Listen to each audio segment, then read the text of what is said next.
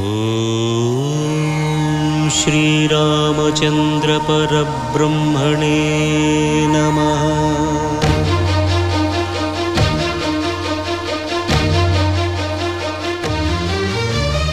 అదిగో అదిగో భద్రగిరి, ఆంధ్రజాతికిది అయోధ్యాపురి. ఏ వాల్మీకి రాయని కథగా సీతారాములు తనపై ఒదగ, రామదాస కృత రామ పదామృత వాగ్గేయ స్వర సంపదగా వెలసిన దక్షిణ సాకేతపురి.